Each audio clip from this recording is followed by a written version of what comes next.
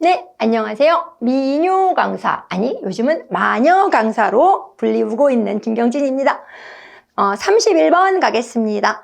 제빵용 포장지의 구비 조건이 아닌 것은 당연히 위생적이고 용이성, 편해야지. 투과성, 뭐 투과를 해? 왔다 갔다 물질이, 균이 왔다 갔다 하면 어떡하라고 투과성이 있으면 돼? 말이 안 되죠. 부식성? 뭐가, 녹아? 이거 말이 안 되죠? 네. 이게 뻔한 문제가 나오기도 합니다. 32번. 기계적 둥글리기인 라운더에 반죽이 들러붙는다. 여러분 요즘은 워낙 대용량으로 하는 업소들이 많잖아요. 요즘은 다 도우 디바이더라 그래가지고 둥글려주는 기계를 많이 사용. 실제로 진짜 많이 사용. 나중에 제가 하더라도 저도 쓸 것 같아요. 그건 굉장히 제일 손이 많이 가잖아요. 도우 디바이더. 여기 이제 반죽을 이제 통에 넣었을 때 이게 똑똑똑똑 이제 쭉 통과해서 나올 때 잘라주는 기계를 도우 디바이더 분할기라고 합니다. 그런데 얘가 이제 가끔 이제 이게 들러붙어갖고 안 내려오는 경우가 있을 수 있겠죠. 지금 그걸 물어보고 있는 것 같습니다. 자, 발효가 지나친 경우에 끈적끈적하니까 그럴 수 있습니다. 컨베이어 벨트 통과를 해야 자르는 공간까지 나올 건데 이게 너무 길어. 그럴 수 있어. 자, 가수량이 많아 질어 반죽이. 그것도 가능해. 발효가 부족해? 좀 탄력이 좋은 반죽은 좀 덜 들러붙겠죠? 이 중에서 가장 답 같다. 그죠? 네, 정답은? 자, 조립빵. 또 나왔네. 우리가 아까 만들었는데, 뭐, 이렇게 식사용 빵으로 만드는 거라고 제가 그랬죠? 기본 빵에다가 뭐 이것저것 뭐 영양, 한 끼 식사가 돼야 되는 거니까, 모든 빵이든 다 사실은 괜찮아요. 뭐를 넣어서 만드느냐가 이제 중요한 거지, 소스하고. 필링을 넣어 굽거나, 튀긴 피로시키는 러시아의 대표적인 조립빵이다. 이거 맞습니다. 네. 채소나 햄을 넣고 말고 싸고, 뭐 이런 게 있다. 맞습니다. 식빵을 응용하여 만든 빵을 왜 식빵만 가능하다고 생각하십니까? 요즘에는 뭐, 베이글, 어마어마한 치아바타, 이런 게 더 맛있는 것 같은데. 네, 여기까지 나갑니다. 이 표문이. 샌드위치, 햄버거, 피자, 이런 게 조립빵입니다. 아시죠? 34번, 프랑스 빵에서 스팀을 이용하는 경우로 왜 스팀을 쏘느냐 이런 문제입니다. 이렇게 하드 계열 빵은 터지죠. 터질 수밖에 없는 건강빵류는 어차피 이제 터지니까 이제 이 불규칙하게 터지는 걸 막는 경우가 많은데 1번 겉껍질의 광택 효과 요거 광택 나지 않습니까? 잘 구운 바게트 아주 짜잘하게 균열이 생기면서 껍질이 약간 윤기가 사르르 돌면서 껍질은 얇고 그냥 입에 무는 순간 그냥 또 샥샥 부서지면서 진짜 바게트 매니아로서 좋은 바게트 진짜 정말 최고입니다. 그 단순한 그 맛은. 자, 광택 효과 왜 생깁니까? 우리가 이제 물을 쏘고 오븐에 들어갔을 때 그 수분이 이제 그 제품에 이제 반죽에 탁 들러붙을 거 아닙니까? 그러면서 이게 이제 호화가 일어나죠. 전분의 호화가 일어나면서 부피 팽창을 하고 겉껍질에도 호화가 일어나겠죠? 그래서 전분의 호화의 특성상 윤기가 난다. 광택이 난다. 또 수분이 증발하는 동안 계속 팽창을 한다. 부피가 커진다. 그러면서 껍질이 팽창을 많이 하니까 껍질이 얇아지니까 껍질이 아주 균일하게 조그맣게 착착착 잘라지게 돼 있다. 팽창이 커지도록 하는 여러 효과로 인해서 반드시 스팀을 주게 되어 있죠. 맞죠? 흐름성. 여기가 말이 안. 바게트 프랑스 반죽의 흐름성이 좋으면 이게 퍼져버리잖아요. 자, 퍼져버리지 말라고 우리가 실온 발효, 건조 발효도 시키는 거고 그대로 뻥긋 올라와야 되니까 이런 효과로 우리가 스팀을 준다 알고 가시면 좋을 것 같고 이것뿐만이 아니라 건강빵류에는 대부분 다 스팀을 거의 주고 하죠. 박력분에 대한 설명으로 옳지 않은 것은 연주의 소맥을 제공한다. 이거 1회, 2회 이렇게 연장 나오겠는 문제인데 아직 그냥 거저 주는 문제 같아요. 박력분을 연주의 소맥, 분상질 너무 쉽죠? 자, 다목적용으로 이건 중력분 얘기인데 자, 반죽 형성 시간이 빠르다?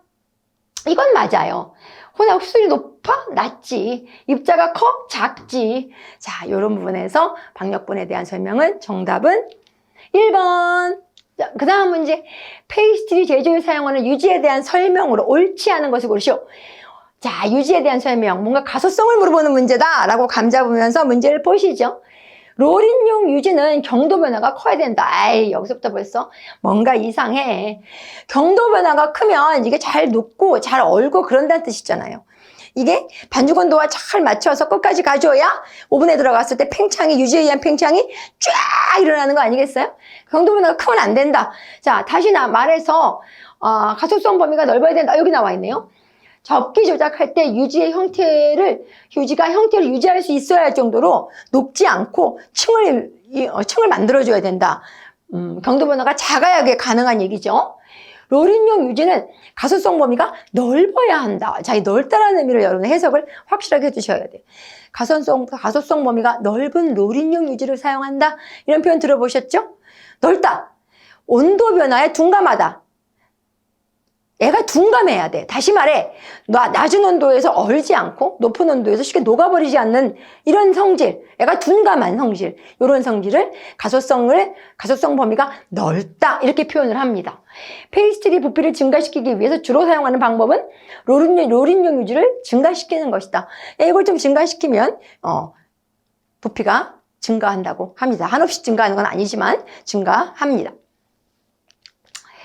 항산화 기능, 항산화라는 말이 뭔가요? 산화를 막는다라고 하는 기능으로 짝 지어진 게 뭐냐? 비타민 E, 토코페롤.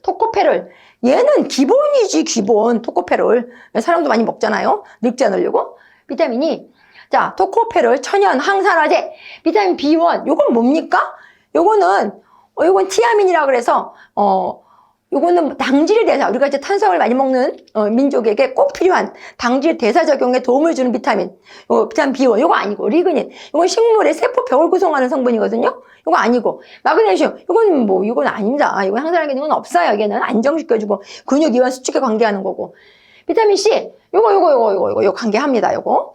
자, 비타민 E, 요거 아까 나왔고, 베타카로틴, 요거, 나중에 이제 동물전이 합성이 되면 얘가 이제 비타민 A가 되는 물질이죠. 프로비타민 A라고 한다. 이거 항산화 기능 있습니다. 셀레늄. 자, 요거는 강력한 항산화제입니다. 얘는 뭐냐면 우리 몸에 생기는 그 활성산소라고 하는 것 때문에 노화가 이루어지고 산화가 이루어지는 거잖아요. 이 활성산소를 제거해주는 아주 훌륭한 무기물입니다. 탄닌, 요거 어디 들었습니까? 요거 포도주, 녹차 이런 데 들어있는 떫은 맛의 성분이죠. 탄닌. 요거 항산화제입니다. 그래서 왜 포도주를 먹으면 이렇게 좀 뭔가 건강하다고 하는데 포도주 같은 거, 탄닌, 항산화제 맞습니다. 비타민 D, 칼시페롤 이런 거 아니죠. 이것도 아니고. 자, 칼슘 이런 거 아니고. 정답은 2번입니다. 그 다음 문제. 원가에 대해 또 나왔어. 자, 이제 직제 총판. 자, 요거를 생각하시면서 자, 한번 보시죠. 직접 원가는 직접 재료, 이거 더한 것이다. 요거 맞는 거죠, 맞는 거. 총 원가는 제조 원가죠. 직접 원가가 아니고 제조 원가에 더한 것이다. 판매 원가는 총 원가에서 이익을 더한 것이다.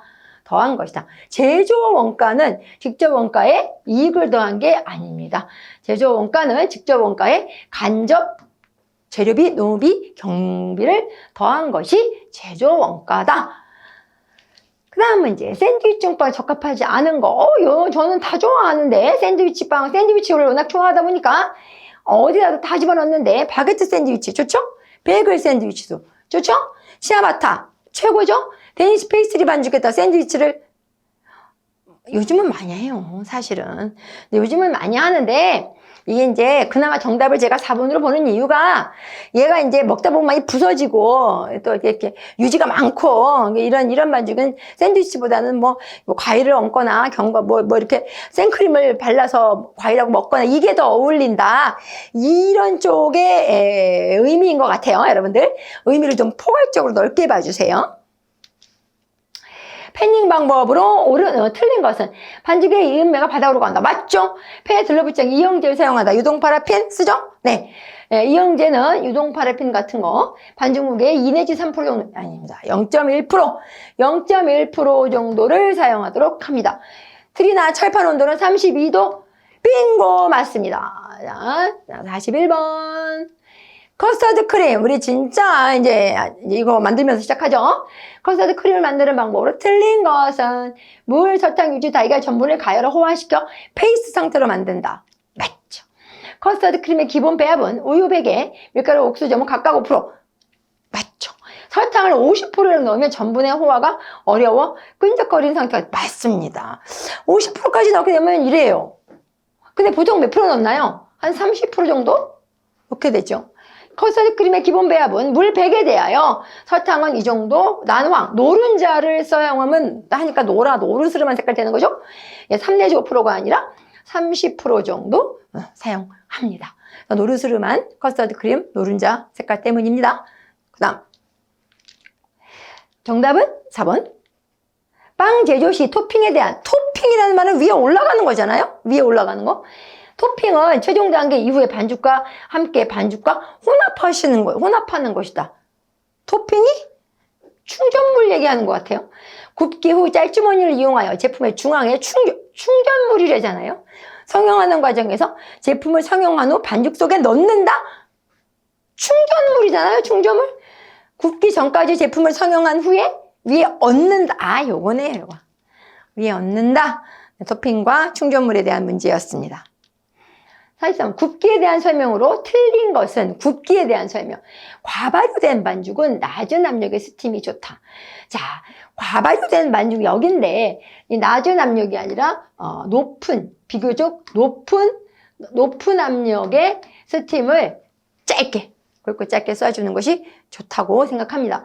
오븐 온도가, 그래도 한번 끝까지 읽어보세요. 오븐 온도가 낮을 경우에는, 오븐 온도가 낮으면 오븐 스프링이 꾸준히 일어나잖아요. 오븐 온도가 낮으면 이것이 뭡니까? 오버베이킹 되는 거죠. 오버베이킹. 계속 부피가 팽창할 거니까 2차 발효를 좀 감소시키는 것이 맞다. 높은 온도에서 굽게 되면 언더베이킹이 되기 쉽다. 그렇죠. 언더베이킹이 뭡니까? 높은 온도에서 짧게 굽는 거잖아요. 그죠? 덜 익을 수 있지. 이게 맞습니다. 언더베이킹이 되기 쉽죠. 높은 온도는 저배합당 빵류에 적합하다. 저배합 빵류가 뭘 의미하는 겁니까? 설탕, 유지, 계란 같은 이런 류가 거의 적게 들어가는, 우리가 얘기하는 아까 얘기했던 그런 건강빵류, 하드계열 빵류를 얘기하는 거죠. 바게트, 깜빠뉴, 치아바타 굉장히 고온으로 굽잖아요. 설탕량이 거의 없어서. 맞습니다. 정답은 1번. 페이스트리 제조 시 주의할 점이 페이스트리에 관련된 문제는 반드시 나옵니다. 뭐가 됐든 간에. 반죽과 충전력 유지 온도는 동일해야 된다. 네, 맞습니다. 밀어펴기 시 덧가루를 많이 사용해야 된다. 아니, 덧가루를 많이 써서 좋은 제품이 어디 있어. 아주 어려워 보였던 문제지만 실제로는 굉장히 쉬운 문제였습니다. 이거 많이 쓰면 결도 안 좋고 밀가루도 냄새도 나고 모양이 우리가 원대로 잘 안 부풀고 떡지고 막 이래요. 덧가루를 많이 써서 좋은 제품은 없습니다. 자, 충전력 유지 용점보다 낮아야. 온도가 높으면 용점보다 낮아야지 이 층층이 있는 유지가 안 녹을 거니까 건조 발효 시키는 게 좋겠죠. 저온 발효. 2차 발효가 지나치면 녹아버려서 구울 때 유지가 흥건히 바닥에 고이잖아요. 자, 이런 것도 조심해야 되겠죠. 제빵에 적합한 손상전분, 말 그대로 전분이 손상을 입었다. 이런 얘기입니다. 왜 손상을 입어? 밀가루를 이제 만드는 과정에서 밀가루로 만들 때 불려서 껍질을 벗겨서 1차 파쇄, 2차 파쇄 이런 공정을 거치가 되는데 압착해서 빻아서 파쇄해서 걸러서 이렇게 갈 때 아무래도 그 아래 들어있는 그 전분에 손상을 입기가 쉽습니다. 이러한 전분을 손상 전분이라 하고 이 양이 4.5에서 8% 정도일 때 적합하다 이렇게 얘기합니다. 손상 전분은 아까 얘기했듯이 1% 증가, 흡수율이 2% 정도 흡수하기 때문에 지나치게 많아지면 반죽이 끈적거리고 질어집니다. 조심하셔야 되는데 그래서 이 정도가 적당하다. 재고 회전율, 재고량에 대해서 이제 물어보고 있는 문제네요. 재고 회전율. 자, 재고 회전율에 대해서 공부하기 전에 일단 재고 관리라는 거에 대해서 공부해 보자면 재고 관리란 일정 기간 동안 얼마나 재고가 고갈되느냐, 고갈됐다가 언제 보충되느냐, 얼마나 고갈되었다가 보충되는가, 얼마나 고갈되었다가 보충되는가에 대한 회전 속도를 말하는 겁니다. 빈도수. 얼마나 빨리 이게 회전 속도가 빨라지느냐, 늦어지느냐, 회전율이 높냐, 낮냐, 이걸 가지고, 재고가 잘 도네? 재고가 빨리빨리 소진되네? 자, 재고가 빨리빨리 소진된다. 무조건 좋은 것도 아니고, 무조건 나쁜 것도 아닌데, 자, 회전 속도, 빈도수를 얘기하는 거다. 그래서 우리가 재고 관리를 우리가 잘 하려면 재고 회전율과의 관계를 잘 이해하셔야 됩니다. 재고 회전율이란 시험에 꼭 나옵니다. 이거 산업기사에서 뭐를? 매출액을 뭐로? 재고액으로 나눈 값입니다. 물론 이게 일정 기한이 있어요. 기한이 다 연간도 아니고 몇 개월간도 아니고 기준을 정해야 되겠지만 요렇게 나눈 값을 재고 회전율이라고 합니다. 다시 말해서 얼마나 많이 이게 빠졌다가 들어왔다, 빠졌다가 들어왔다 하느냐를 보면서 우리가 이제 재고 회전율이 높다 이런 얘기는 재고 회전율이 높다는 얘기는 이게 굉장히 회전이 빠르다. 장사가 잘 되나? 이렇게 해석하기가 쉽다는 얘기죠. 그랬을 때 우리가 알아야 될 것은 이 매출액과 재고 회전율 관계는 보시다시피 비례 관계고, 요건 비례 관계고, 요 관계는 반비례 관계죠. 매출액이 높으면 재고 회전율이 높은 겁니다. 반대로 이게 높으면 이게 낮은 거고. 그 다음에 수요량이라는 게 나오는데 수요량이 높다는 얘기는 매출액이 높아진다는 얘기잖아요. 역시 수요량과도 비례한다. 자, 이런 것까지 제가 한번 정리해주고 보겠습니다. 재고량과는 반비례한 맞죠? 매출액을 맞죠? 월초 재고량과 월말 재고량 평균치다. 이건 평균 재고량이에요. 그냥 평균 재고량, 재고 회전율이 아니고. 수요량과는 정비례한다. 맞습니다. 이런 문제는 반드시 나옵니다. 마케팅 전략의 4P가 아닌 것은 4P. 요 문제 아주 단골입니다. 아주 뻑하면 나오고 거의 매번 나오고 있고요. 완벽하게 나온다고 봐야죠. 4P. 영어로 한번 써봐야겠죠. 프라이스. 이게 가격이죠. 플레이스. 유통입니다. 유통. 프로덕트. 제품. 프로모션. 이거는 판촉. 이 네 가지를 4P라 한다. 시험에 엄청나게 자주 나오는 문제입니다. 정답은 구매자는 아니다. 그 다음 문제, 오버런이 가장 큰 제품은 오버런. 뭔가 오버해서 뛰었다 이런 뜻인 것 같습니다. 오버런. 자, 이 문제에서 느낄 수 있듯이 이게 팽창을 많이 하는 제품이 뭐냐를 물어보고 있어요. 팽창이 어떤 게 가장 무게당 가장 팽창이 크냐를 물어보는 문제인데, 보통 냉동식품에서는 아이스크림 같은 경우 어떤 공기 혼합에 의해서 양이 팽창하거든요. 보통은 또 생크림이나 휘핑크림에서도 우리가 이제 믹싱을 해서 우리 거품을 내서 사용하잖아요. 그럴 때 이게 거품을 냈을 때의 무게에서 거품을 내기 전 상태의 무게를 빼서 그것을 거품 내기 전 상태 원래의 생크림 양으로 나눠서 곱하기 100 한 값을 우리가 오버런이라고 합니다. 증용률이라고도 합니다. 증용률. 이게 공기를 이제 흡수하게 되면, 공기를 포집하게 되면 무게가 무거워진단 말이죠. 거기에서 올리기 전 상태를 뺀 거를 올리기 전으로 나누어서 곱하기 100 한 것이 오버런이다. 별건 아니고요. 자, 이 중에서 지방 함량이 제일 적은 식물성 생크림이 가장 오버런이 큰 거고, 식용유는 오버런이 되지도 않죠. 여러분, 정답은 2번입니다. 그 다음 49번. 다 와갑니다. 여러분 힘내세요. 고객 응대 시 가장 많이 사용하는 인사법으로 어서 오세요 뭐 이런 거, 네 안녕히 가세요 뭐 이런 거 할 때 가장 많이 사용하는 이 흔한 인사법이 뭐냐, 이것도 반복적으로 나오는 문제죠. 이런 고객 응대에서 나올 만한 문제가 별로 없어서 그래. 그렇다니까 정답은 언제나 30도 정도 인사는 보통 예. 자, 목예는 몇 도? 15도 까딱. 자, 정중예는 45도. 자, 임예는, 자, 우리 유도나 자꾸 운동할 때 이렇게 갖고 인사하는 거. 임예라고 합니다. 자, 보통 예. 그다음 빵에 사용하는 충전물로 적당하지 않은 거. 에이 뭐 이걸 문제라고네. 이때까지 했는데 퐁당 위에 토핑하는 거죠. 설탕하고 물을 끓여서 만들어서 114, 118도로 끓여서 이제 하얗게 이제 교반이 되면 그걸 이제 뿌려서 우리가 이제 장식하고 그게 굳잖아요. 그죠? 그걸 퐁당 영어로 fondant, F-O-N-D-A-N-T, fondant라고 하는 거 퐁당이었습니다. 그다음 51번. 손익계산서가 뭡니까? 손익계산서. 어떤 일정 기간 동안에 기업의 경영 성과를 재무제표로 표시한 양식입니다.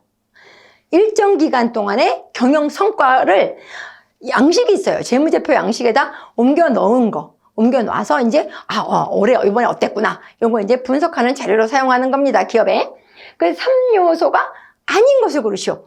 3요소를 알면 되지. 수익, 비용, 순이익. 자, 손실은 아닙니다. 정답은 4번. 자, 그 다음 문제. 보툴리누스 중독 예방법으로 맞는 거.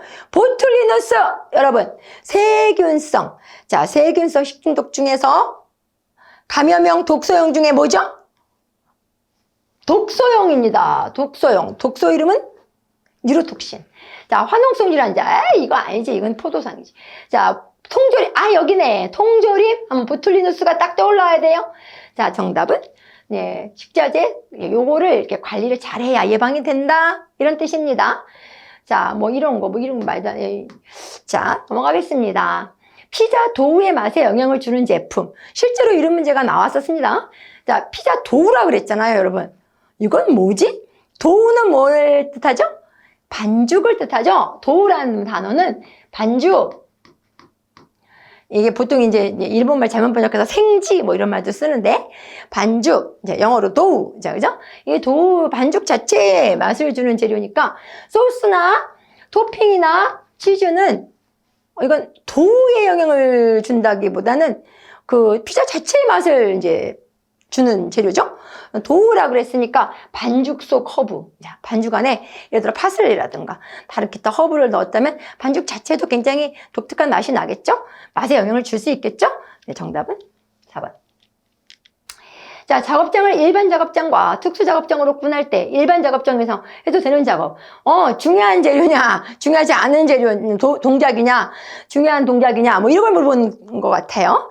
일반적으로 제품의 안전에 위생적으로 위험이 있겠느냐, 제품의 위생과 안전에 영향을 미친다, 중요하다, 아주 뭔가 영향을 미칠 것 같다. 그러면 청결지역 지정을 합니다. 해서 청결지역 또는 준청결지역으로 지정을 해버리면 거기를 아주 관리를 잘 해야 된다는 거예요. 근데 굳이 이제 그렇게까지 안 하고도 여기는 그렇게까지는 지정하지 않아도 된다. 그럼 일반 작업장이에요. 일반 작업장에서 할 수 있는 것들은 여기서 보자면 이미 속 포장을 했으니까, 내 포장을 했으니까 외부 포장 정도는 일반 작업장에서 될 것 같고, 믹싱이나 계량이나 내부 포장 이런 거는 굉장히 위생적으로 해야 되잖아요. 정답은 1번입니다.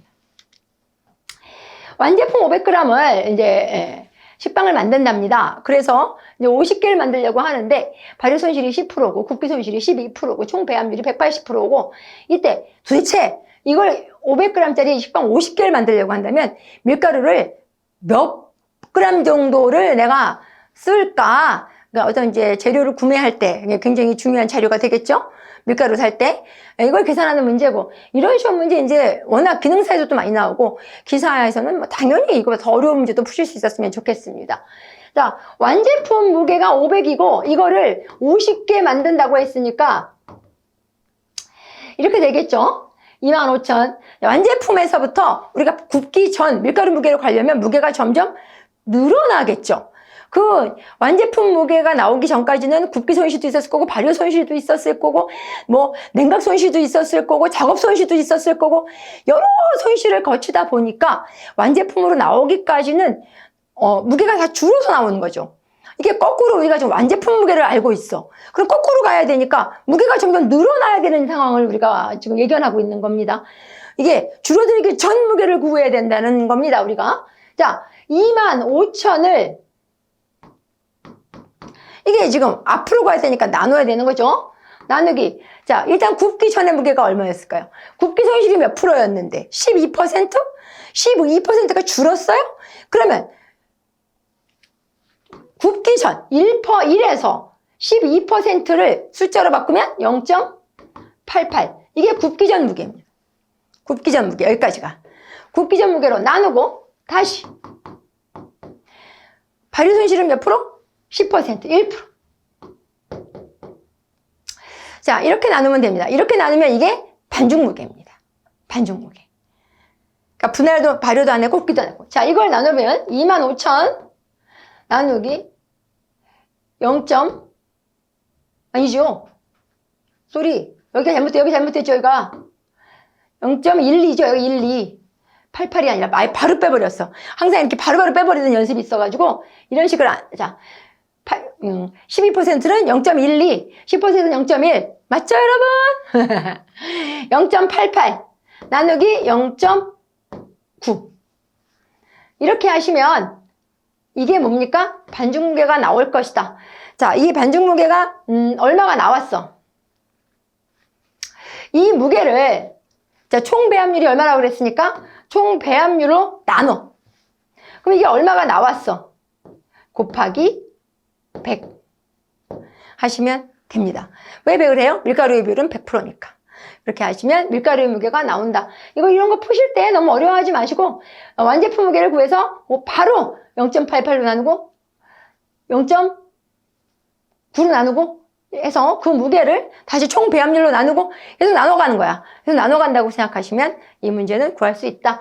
이렇게 푸시면 정답은 17.6. 자, 이렇게 하시고 이제 56번으로 가겠습니다. 자, 그 다음 보시죠. 56번. 다크 템퍼링의 초콜릿 템퍼링 온도. 여러분, 초콜릿 템퍼링 온도는 요즘은 웬만하면 초콜릿 커버추얼 사시면 회사마다 우리 초콜릿은 몇 도에서 1차 온도 맞추시고 몇 도에서 2차 맞추시고 몇 도에서 작업하세요 라고 써있죠, 요즘 다. 근데 이제 기본적으로 대충 온도는 대략적으로 1차 템퍼 다크 초콜릿이라, 이게 밀크 화이트 다릅니다. 다크인 경우에는 46도에서 50도 정도가 1차 온도. 그죠? 얘를 27도 정도로 내렸다가 다시 31에서 32 정도로 만들어서 이 온도를 유지하면서 작업을 하시게 되는 거죠. 그죠? 정답은 3번. 다음 페이지.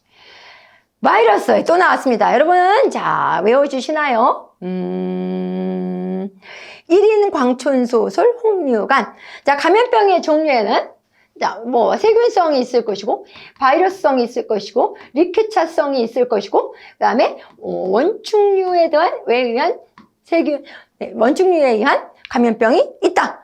세균성에는 콜레라, 장티푸스, 파라티푸스 이런 것들. 그 다음에 바이러스성. 제가 영상에서 한번 했는데 1인 광천 소설 홍유관. 1인 1번 내용. 자, 인플루엔자, 광견병, 천열, 자, 소아마비, 설사, 홍역, 유행성 간염. 이것이 바이러스성 감염병의 종류입니다. 외워주세요. 자, 리케차성. 자, 발진열, 발진티푸스, 쭈쭈가무시. 리케차성 감염병입니다. 원충류는 원충에 의한 거고. 자, 바이러스성 감염병 시험에 잘 나옵니다. 외워주세요. 다 외우래. 자, 그 다음. 재분율이 높은 경우에 해당하지 않는 거. 자, 재분율 공부하겠습니다. 자, 재분율은 뭡니까? 밀가루로 만들었을 때의 비율이죠. 그럼 재분율 어떻게 구합니까? 밀분의 밀가루 곱하기 100 한 게 재분율이죠. 자, 그럼 일반적인 우리 밀가루의 재분율이 72%라고 합니다. 예를 들어서 82%짜리 재분율을 있다고 칩시다. 그러면 72%라고 하는 거는 100g을 분쇄했을 때 72g의 밀가루가 나왔다는 얘기죠. 그러면은 겉껍질 다 벗겨내고 배아 빼내고 내배의 부분에 그 부분이 중점적으로 갈렸을 겁니다. 예를 들어서 82%라고 한다면 72%보다는 겉껍질에 포함되어 있는 미네랄, 회분량이 늘어났을 거라고 상상이 되시죠? 우리가 백미보다 현미처럼 이렇게 껍질 쪽에 비타민이나 뭐 셀룰로스나 뭐 이런 무기질류가 훨씬 이쪽에 더 많이 포함됐을 겁니다. 제분이 높다라는 얘기는 회분량이 많다, 미네랄량이 많다 이런 얘기입니다. 쌀로 따지면 이게 백미고 이게 현미라고 생각하시면 되는 거예요. 예를 들어서. 그다음에 이 제분율이 높은 밀가루로 사용을 했다면 당연히 제분율이 낮은 밀가루에 비해서는 소화 흡수율은 떨어질 겁니다. 소화가 좀 덜 되지. 그다음에 영양가는 높죠. 영양가는 당연히 높을 것이고. 그 다음에 제빵 적성이라는 말이 있어요. 제빵 적성이라는 단어는 빵이 얼마나 잘 부풀게 잘 만들어지느냐 이런 뜻인데, 제빵 적성은 제분율이 높은 게 낫지.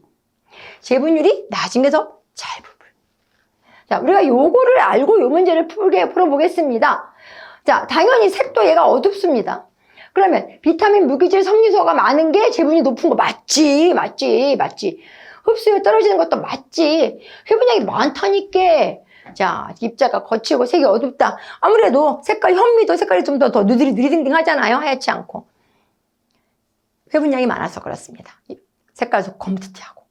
자, 제분율과 그 다음에 이 상관관계 아셨으면 좋겠어요. 해썹의 생물학적 위의 요소가 아닌 것은, 요거 시험 문제. 요거, 기능장애 2차 지필 문제에 그대로 나온 적이 있습니다. 이렇게 나왔다기보단 이거를 서술형으로 풀었어야 되는 거죠. 해썹의 위의 요소를 쓰시고, 그거에 대한 대책을 쓰시오. 이런 문제로, 주관식 문제로 한번 나왔던 걸 기억합니다. 자, 해썹의 위의 요소에는 세 가지가 있죠. 1번 생물학적 위의 요소가 있고, 2번 화학적 위의 요소가 있고, 3번 물리적 위의 요소 세 가지가 있습니다. 생물학적 위의 요소에는 뭐가 있을까요? 박테리아, 바이러스, 뭐 기생충, 뭐 이런 것들. 자, 이런 것들이 생물학적, 뭐 세균, 뭐 이런 것들이 생물학적이고, 화학적은 뭐가 있냐? 뭐가 화학적일까요? 중금속, 농약, 식품 첨가물, 이런 거에 의한 식중독, 이런 거가 위의 요소가 될 수 있죠. 화학적 위의 요소입니다. 자, 화학적 위의 요소. 그 다음에 물리적 위의 요소는 뭐가 있을까요? 우리가 금속 검출기를 골라낼 수 있는 것들을 골라내시면 돼요. 목재, 나무목, 목재, 유리 파편 같은 거, 뭐 작업자에서 뭔가 떨어지는 것들, 그런 걸 수 있고, 또 돌, 금속, 이런 거가 물리적 위의 요소가, 우리가 이런 걸 물리적 위의 요소라고 합니다. 그럼 이 문제에서 생물학적 위의 요소가 아닌 것은 정답 바로 보입니다. 기계적 위의 요소. 기계가 돌아가면서 뭔가 위의 요소가 발생할 수 있다. 금속 같은 게 내려올 수 있겠죠? 이런 거는 물리적 위의 요소입니다. 이거는 생물학적 위의 요소가 맞습니다. 마지막 60번 문제. 흐름성, 다른 말로 유동성. 반죽의 흐름성과 유동성, 뭔가 배합률과 관계가 있겠죠? 배합률과 우리가 만들고자 하는 제품에 어떤 영향을 미치겠죠? 반죽의 흐름성, 유동성이라고 하는데, 이 중에서 고르라는, 이 중에서 흐름성이 가장 좋은 빵? 딱 보이죠? 이 중에 딱 고율 배합은 하나밖에 없습니다. 단과자빵. 설탕, 유지, 계란이 많이 들어가서 반죽이 가장 질고, 녹아도 느리겠지만 가장 부들부들하고 늘어지는 반죽이 뭡니까? 단과자빵입니다. 단과자빵, 기본빵에 대한 반죽. 이 흐름속에서 낮은 반죽들이죠. 자, 여기까지 제빵 산업기사 기출문제를 풀어봤습니다. 생각보다 어렵지 않으시지요? 해볼만 하시지요? 그렇게 여러분들이 이론도 그렇고 아직도 실기 품목도 많지 않아서 산업기사 도전하셨으면 좋겠어요. 시험 종목이 이제 2개밖에 안 되지만 곧 늘어날 거라는 정보도 있고 하니까 일단 필기는 자격되시면 빨리 합격해 놓으시고 여러분들이 실기를 보셔서 자격증 기사로 가시고 기능장으로 가시고 그랬으면 좋겠습니다. 신지원 산업기사 문제 제가 풀어드렸는데 책도 많이 이용해 주셔서 감사하고 많은 도움이 되셨으면 좋겠고 모두 합격하세요. 좋겠습니다. 감사합니다.